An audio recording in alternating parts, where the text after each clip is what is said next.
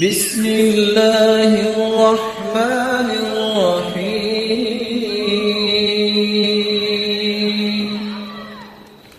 برکت کی دعائیں اللہ کے رسول صلی اللہ علیہ وسلم نے سکھائی ہیں۔ برکت چاہیے تو کھانے پینے میں بھی برکت آ سکتی ہے۔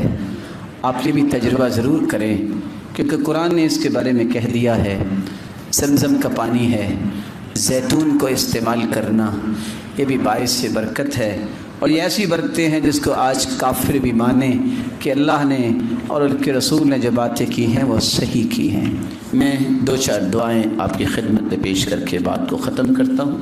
آپ صلی اللہ علیہ وآلہ وسلم نے ایک دعا تو یہ سکھائی ہے کہ جب بھی آپ کسی سے ملاقات کریں، خوش ہوں، تو آپ کو یہ کہنا چاہیے بارک اللہ فیک۔ کیا کہنا چاہیے؟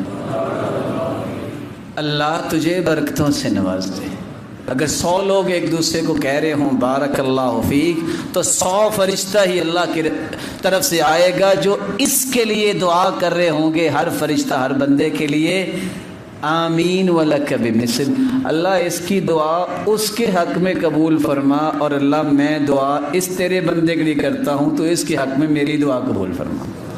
کہا کریں گے انشاءاللہ، اور جواب بھی دینا چاہیے۔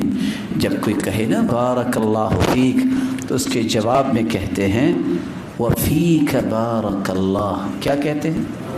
وفیک بارک اللہ۔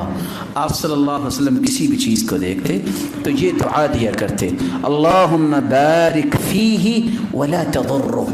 یا اللہ، یہ جو کسی نے گھر بنایا ہے، کسی کی گاڑی ہے، کسی کی اولاد ہے، کسی کی کوئی نعمت ہے، اللہ اس میں برکت فرما اور اس کو کوئی چیز نقصان نہ دے۔ جب آپ کسی کے لیے دعا کریں گے تو اللہ کے فرشتے آپ کے لیے دعا کریں گے۔ رسول اللہ صلی اللہ علیہ وآلہ وسلم نے یہ دعا کی تھی، اللہم لا خیر الا خیر الآخرہ فبارک فی الانصار والمہاجرہ۔ اللہ خیر وہ ہے جو آخرت میں ملنے والی ہے، میری دعا یہ ہے تو انصار اور مہاجرین میں برکت فرما دے۔